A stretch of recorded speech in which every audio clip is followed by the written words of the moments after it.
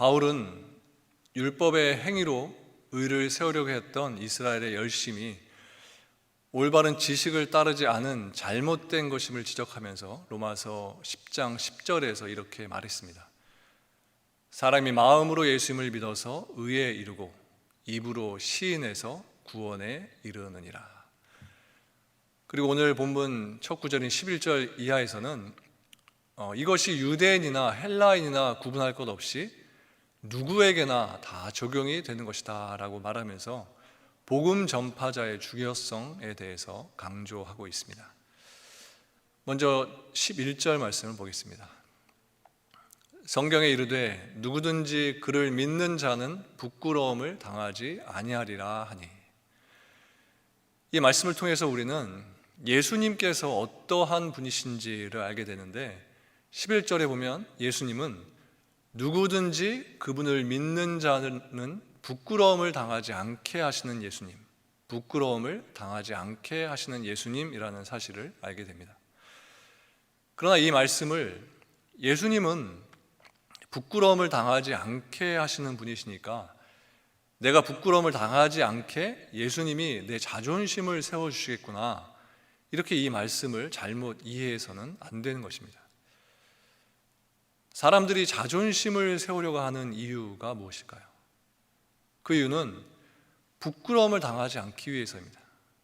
부끄러움을 당한다는 것은 사람들로부터 수치를 받는 것입니다.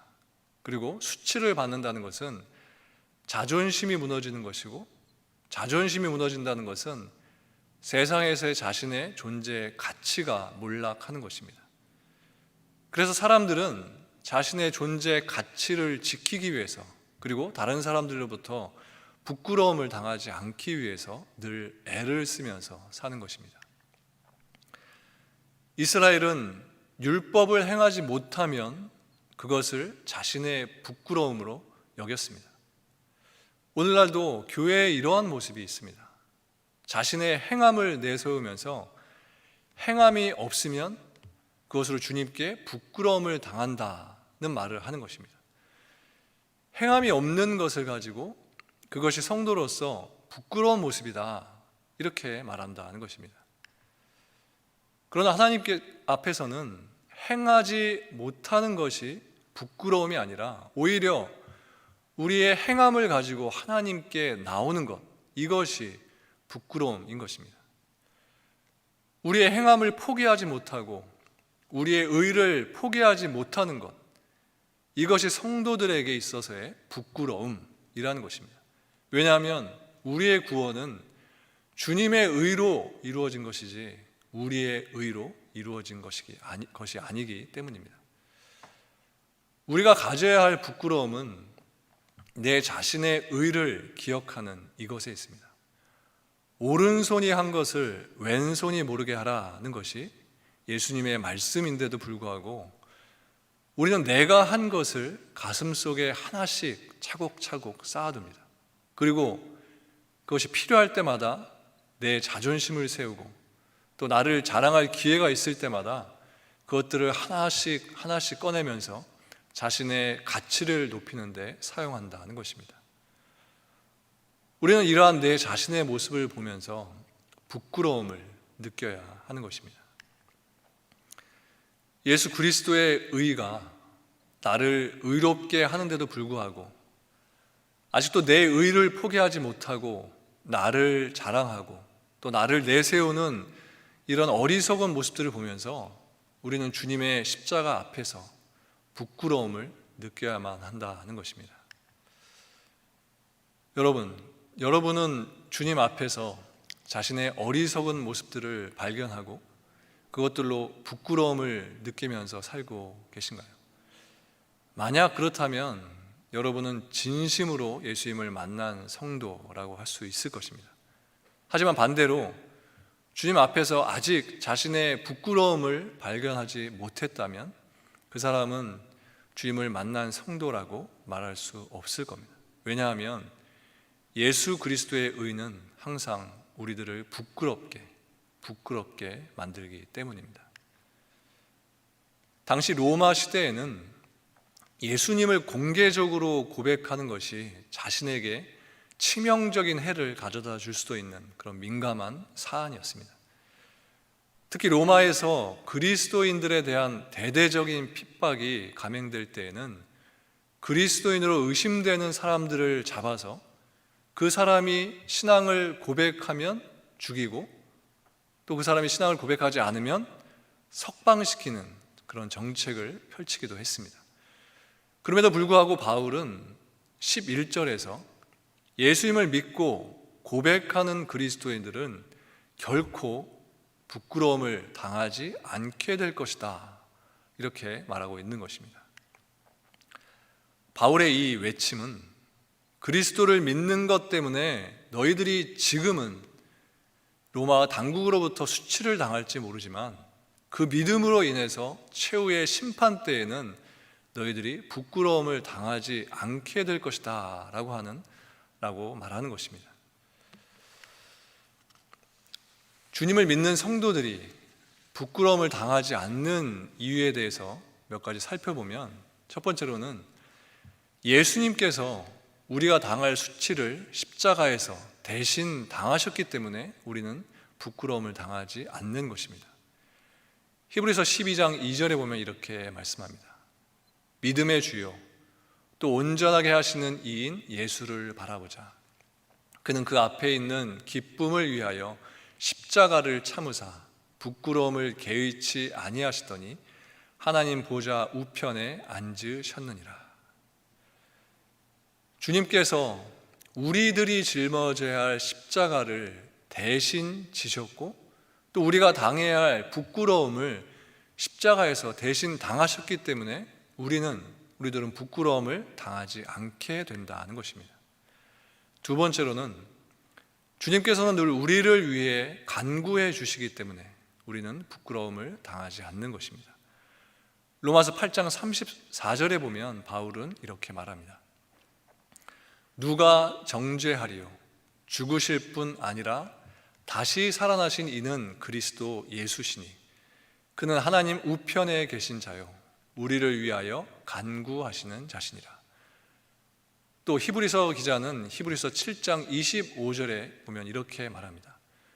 그러므로 자기를 힘입어 하나님께 나아가는 자들을 온전히 구원하실 수 있으니 이는 그가 항상 살아계셔서 그들을 위하여 간구하심이라. 이 말씀들과 같이 우리들은 비록 하나님 앞에 점과 흠이 많은 그런 부족한 사람들임에도 불구하고 우리의 중보자 되시는 예수님의 간구로 인해서 우리는 부끄러움을 당하지 않게 되는 것입니다. 세 번째로는 주님께서는 우리를 한 가족으로 여기시기 때문에 우리가 부끄러움을 당하지 않는 것입니다. 히브리서 2장 11절에 보면 이렇게 말씀합니다. 거룩하게 하시는 이와 거룩하게 함을 입은 자들이 다 한 근원에서 난지라. 그러므로 형제라 부르시기를 부끄러워하지 아니하시고. 우리는 하나님의 자녀가 되었고 하나님 안에서 한 가족이 되었습니다. 그렇기 때문에 하나님께서는 자녀된 우리들에게 부끄러움을 당하지 않게 하신다는 것입니다. 12절에 보면 이렇게 기록합니다. 유대인이나 헬라인이나 차별이 없음이라. 한 분이신 주께서 모든 사람의 주가 되사 그를 부르는 모든 사람에게 부요하시도다. 이 말씀은 구원의 보편성과 구원의 풍성함에 대한 말씀입니다. 먼저 하나님의 구원의 은혜는 그리스도를 믿는 모든 자들에게 차별이 없이 베풀어진다라고 말씀하고 있습니다. 12절에 보면 유대인이나 헬라인이나 차별이 없음이라고 했습니다. 그리고 로마서 3장 22절에 보면 이렇게 말씀합니다. 곧 예수 그리스도를 믿음으로 말미암아 모든 믿는 자에게 미치는 하나님의 의인이 차별이 없느니라. 또 히브리서 3장 29절에서도 이렇게 말씀합니다. 하나님은 다만 유대인의 하나님이시냐 또한 이방인의 하나님은 아니시냐 진실로 이방인의 하나님도 되시느니라. 즉 이 말씀은 구원의 은혜가 모든 사람들에게 공평하게 주어진다는 말씀인 것입니다. 유대인들은 배타적인 선민 의식에 빠져서 오직 아브라함의 후손들인 자기들만이 구원을 받는다, 그렇게 생각을 했습니다. 하지만 12절에서 바울은 구원에 있어서는 아브라함의 혈통에서 난 유대인이라고 해서 그들에게 어떤 특혜가 주어지는 것은 아니다라고 말하고 있습니다. 그리고 또 반대로 이방인이라고 해서 그들이 불이익을 당하게 되는 일 또한 없다는 것을 말하고 있는 것입니다. 결국 바울이 여기서 말하고자 하는 것은 하나님께서는 하나님을 경외하고 하나님의 의를 행하는 사람들 모두에게 구원의 은혜를 베푸신다는 것입니다. 이처럼 하나님의 의는 모든 사람들에게 차별이 없이 동일하게 베풀어지는 것입니다. 13절 말씀입니다. 누구든지 주의 이름을 부르는 자는 구원을 받으리라. 이 말씀은 주님의 이름을 부르는 자는 정해져 있는 것이 아니다라는 것입니다. 착한 일을 하고 또 도덕적으로 행실이 바른 사람만이 주님의 이름을 부를 수 있는 것이 아니다는 것입니다. 누구든지 주님의 이름을 부를 수가 있습니다. 그러나 이 말씀은 아무나 주님의 이름을 부르고 구원을 받을 수 있다는 뜻은 아닙니다. 주님의 이름을 부르는 자는 하나님이 믿음을 선물로 준 자에게만 해당이 되는 것입니다. 그래서 누구든지 주의 이름을 부르는 자는 구원을 받는다는 이 말씀은 하나님이 작정하신 자들에게 그들에게 믿음을 주셔서 그들로 하여금 주님의 이름을 부르게 하신다는 것입니다. 이것은 하나님의 선물이다는 것입니다. 그렇기 때문에 우리 인간 쪽에서 자격이 있는 자들을 선정할 수 없다는 것입니다. 우리들은 하나님의 선물을 받을 자격도 없는 자들인데 하나님으로부터 선물을 받았습니다. 선물을 받았다는 것은 주님의 이름을 부를 수 없는 자가 주님의 이름을 부르게 되었다는 것입니다. 이것이 하나님의 은혜인 것입니다. 우리들은 이 은혜 앞에서 부끄러워질 수밖에 없습니다. 주님의 은혜와 주님의 사랑이 나를 살렸는데도 불구하고 아직까지도 내 것을 내세우고 자랑하는 나의 이런 한심스러운 모습이 부끄러울 뿐인 것입니다. 본문 13절에 누구든지 주의 이름을 부르는 자는 구원을 받으리라, 이 말씀은 요엘서 2장 32절 말씀을 인용한 말씀입니다. 누구든지 여호와의 이름을 부르는 자는 구원을 얻으리니 이는 나 여호와의 말대로 시온산과 예루살렘에서 피할 자가 있을 것이며 남은 자 중에 나 여호와의 부름을 받을 자가 있을 것임이니라. 여기 누구든지 주의 이름을 부르면 구원을 받는다는 이 말씀을 보면서 우리는 구원의 문제가 아주 간단한 것처럼 여기기도 합니다. 사실 주님의 이름을 부른다는 것은 어려운 일이 아닙니다. 왜냐하면 입만 뻥끗해서 주님이라고 말하면 주님의 이름을 부르는 것이 되기 때문입니다. 그래서 사람들이 이 말씀을 보면서 구원받는 것이 참 쉽다라고 여기는 것인지도 모르겠습니다. 하지만 주님의 이름을 부른다는 것은 그렇게 결코 쉬운 일이 아닙니다. 여러분, 주님의 이름을 부른다는 것은 나는 쓸모없는 인간입니다. 나는 쓸모없는 인간입니다. 라는 의미입니다. 나는 아무짝에도 쓸모없고 무능한 인간이기 때문에 주님이 아니면 나는 안 됩니다. 라는 이 고백이 바로 주님의 이름을 부르는 것입니다. 과연 이것이 자존심이 강한 우리 인간들에게서 가능한 일인 것일까요? 인간은 비록 말로는, 입으로는 나는 부족하다, 난 부족합니다 라고 말을 하면서도 마음 한구석에는 그래도 나는 남보다 좀 나은 것이 있지라는 이런 생각을 늘 가지고 있는 것이 우리 인간입니다. 끝까지 자기의 자존심을 포기하지 못하는 것이 바로 우리들인 것입니다. 그렇기 때문에 주님의 이름을 부른다는 것은 전적으로 자기 포기를 의미하는 것입니다. 그런데 자기 포기란 인간에게는 불가능한 것이기 때문에 우리가 주님의 이름을 부른다는 것은 하나님의 은혜이고 또 하나님의 선물이라는 말을 할 수밖에 없는 것입니다.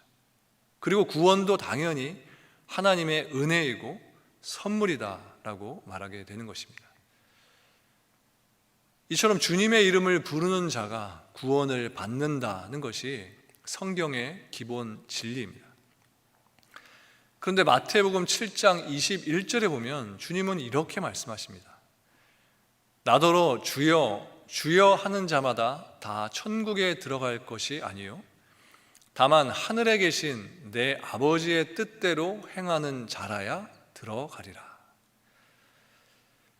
그래서 얼핏 보면 이 성경의 말씀들이 서로 모순이 되는 것처럼 보이기도 합니다. 하지만 그렇지가 않습니다.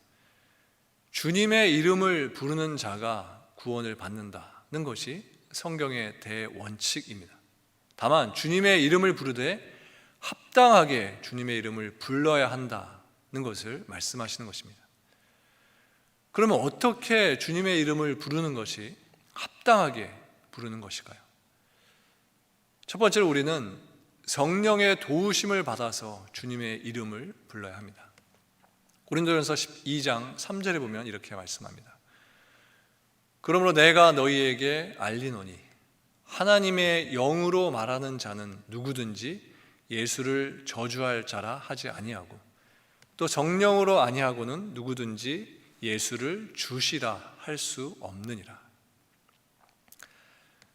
그러므로 무조건 예수님의 이름을 부른다고 해서 구원을 받는 것이 아니라 성령님의 도우심을 받아서 예수님께서 그리스도이시다라는 것을 깨닫고 그분의 이름을 부르는 사람이 구원을 받는다는 것입니다.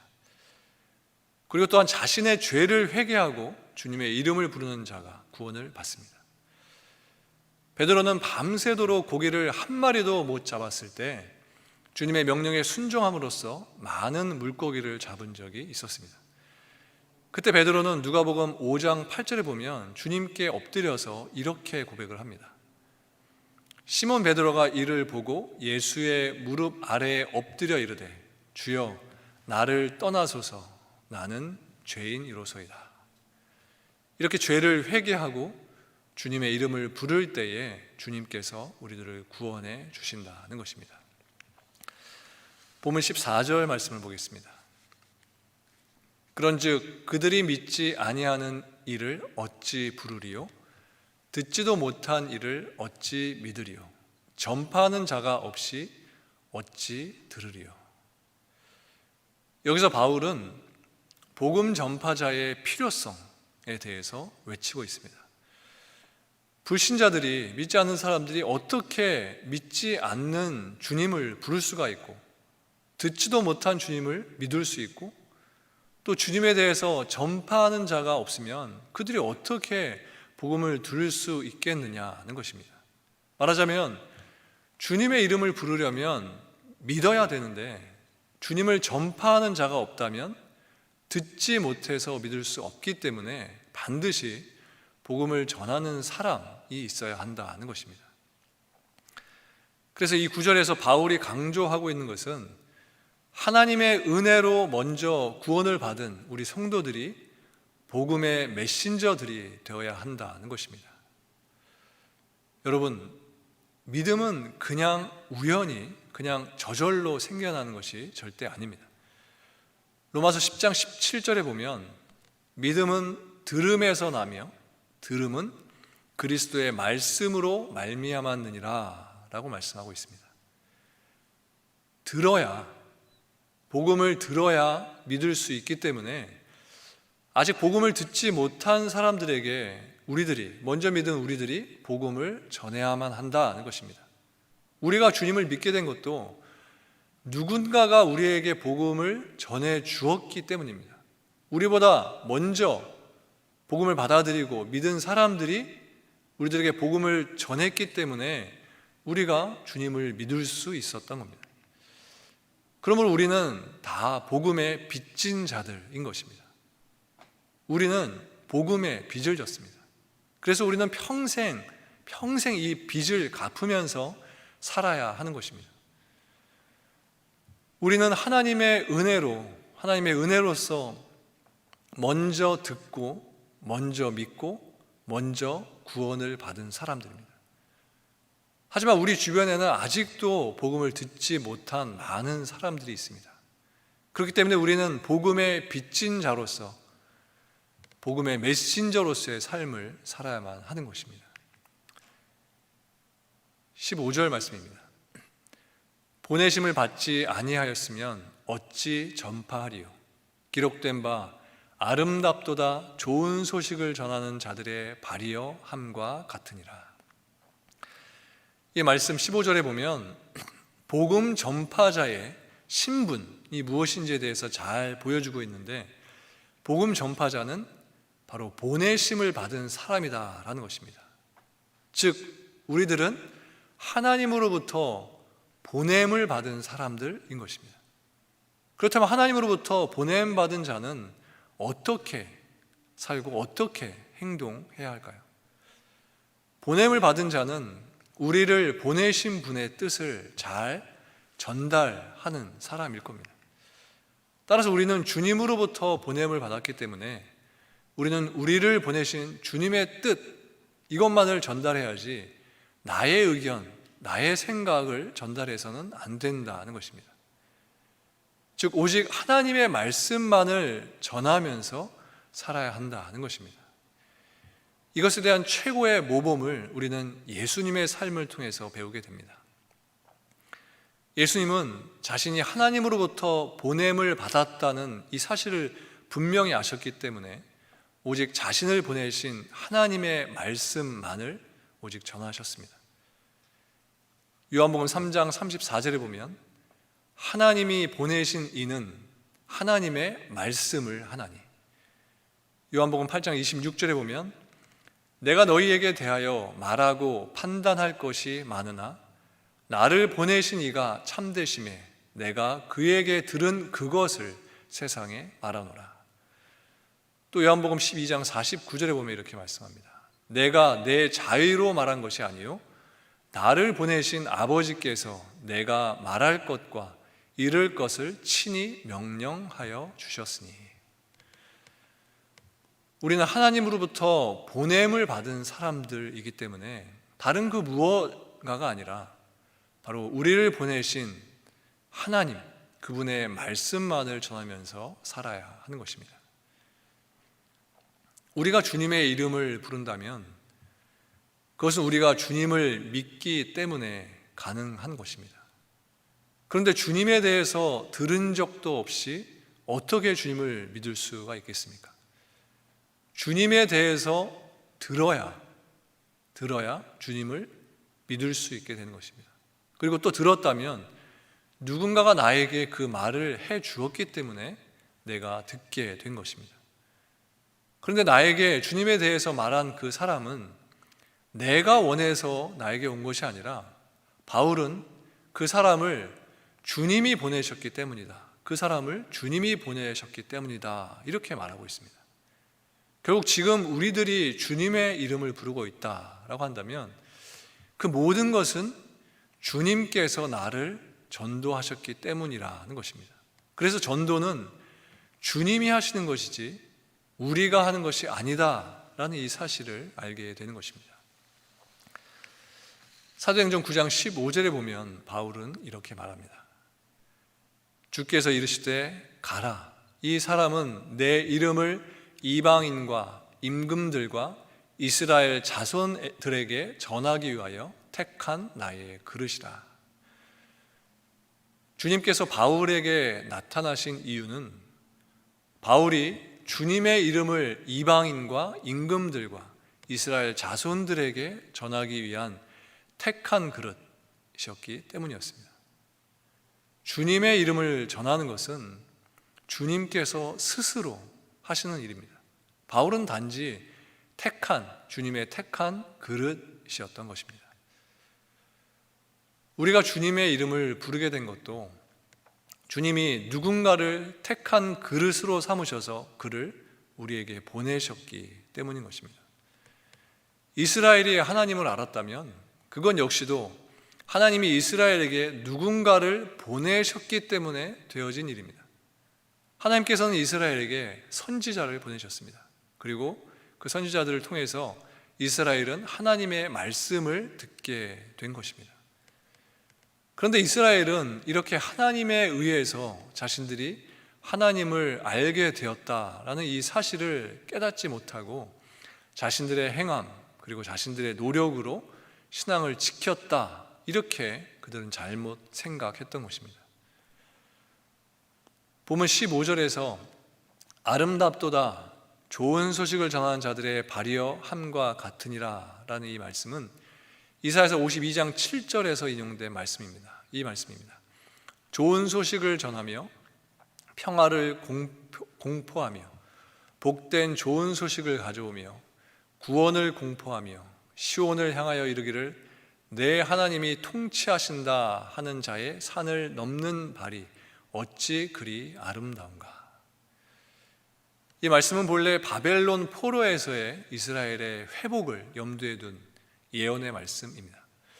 그리고 넓게는 그리스도의 강림과 관련된 예언의 말씀입니다. 즉 그리스도께서 평화의 왕으로 오셔서 하나님 나라의 기쁜 소식을 전파하신다라는 것을 내다보고 예언한 말씀인 것입니다. 다시 말해서 구원의 소식을 전하는 주님을 바로 아름다운 발을 가지신 분으로서 묘사를 한 것입니다.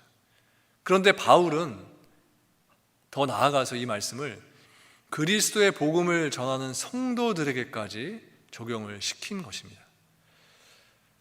그렇다면 복음을 전하는 성도들의 발걸음이, 그 발이 왜 아름다운 것일까요? 그 이유로 첫 번째는 하나님의 하시는 모든 일이 아름답기 때문입니다. 이사야서 12장 5절에 보면 이렇게 말씀합니다. 여호와를 찬송할 것은 극히 아름다운 일을 하셨으니 이를 온 땅에 알게 할지어다. 죄인들을 위해서 독생자 예수 그리스도를 이 세상에 보내시고 희생시킨 일처럼 아름다운 일이 어디 있겠습니까? 하나님께서 바로 그 아름다운 일을 우리를 위해서 행하셨습니다. 따라서 하나님의 이 아름다운 일을 전하는 우리들의 발걸음 또한 아름다운 것이다 라고 말할 수 있는 것입니다. 두 번째로는 우리가 전하는 주님의 이름이 아름답기 때문에 우리들의 발걸음 또한 아름다운 것입니다. 다윗은 시편 8편 1절에서 이렇게 고백을 합니다. 여호와 우리 주여, 주의 이름이 온 땅에 어찌 그리 아름다운지요. 주의 영광이 하늘을 덮었나이다. 우리가 전하는 주님의 이름은 예수 그리스도입니다. 그분께서 자신의 몸을 희생하셔서 우리에게 구원의 길을 열어주신 것입니다. 그러므로 예수 그리스도라는 그 이름 한 가지만을 전해도 우리 성도들의 발걸음은 아름다운 발걸음이 된다는 것입니다. 세 번째로는 주님의 그 복음 자체가 아름다운 것이기 때문에 복음을 전하는 우리 성도들의 발걸음도 아름다운 것입니다. 바울은 디모데후서 1장 14절에서 이렇게 말합니다. 우리 안에 거하시는 성령으로 말미암아 내게 부탁한 아름다운 것을 지키라. 우리가 믿고 있는 이 복음보다 아름다운 것은 없습니다. 그 이유는 복음이 우리들의 인생을 구원하고 우리의 삶을 주님께로 인도해 주기 때문인 것입니다. 여러분, 바울이 본문 15절에서 좋은 소식을 전하는 발이라고 표현한 이유가 무엇일까요? 먼저 그 당시의 교통수단이 무엇이었는지를 생각해 보면 바울이 왜 좋은 소식을 전하는 사람이라고 한다거나 좋은 소식을 전하는 입이라고 하지 않고 좋은 소식을 전하는 발이라고 한지를 이해할 수 있게 됩니다. 그 당시 전령들은 고되게 걷거나 또 뛰면서 소식을 전했습니다. 즉 하나의 소식을 전하기 위해서 발로 직접 뛰어다녀야 하는 그런 엄청난 수고를 했다는 것입니다. 이처럼 복음을 전파하는 사람은 발로 곳곳을 다니면서 예수님을 전하기 때문에 그 발걸음이 아름다운 것입니다. 복음을 전하는 자의 발걸음이란 단지 발로 걷는 것만을 가리키는 것이 아니라 우리의 모든 언행을 가리키는 말입니다. 주님의 사랑을 실천하고 또 우리의 모든 삶을 통해 복음을 전할 때 우리의 삶의 발걸음은 하나님이 보시기에 아름다운 발걸음이 되는 것입니다. 그래서 발은 한마디로 말해서 우리의 삶 자체인 것입니다. 결국 우리의 삶이 좋은 소식을 전하는 그릇으로서 하나님으로부터 택함을 받았다는 사실입니다. 그리고 좋은 소식을 담는 그릇은 여러분의 입이 아니라 바로 여러분의 삶이라는 것입니다. 우리에게 그러한 삶을 살게 하신 분이 바로 우리 주님이십니다. 주님이 누군가를 주님을 믿게 하시기 위해서 우리들을 먼저 택하셔서 그들에게로 우리를 보내신다는 것입니다. 주님이 아니면 우리는 주님을 듣지도 믿지도 또 주님을 부르지도 못했을 것입니다. 그런데 그러한 우리를 주님의 이름을 부르는 자가 되게 하셨다면 거기에는 나 개인의 구원을 위해서가 아니라 주님의 구원의 계획에 따라 우리들을 주님의 그릇으로 쓰시겠다는 의도가 담겨 있는 것입니다. 그렇기 때문에 우리는 우리의 인생을 나를 위해서가 아니라 주님을 위해서 살아야 하는 것입니다.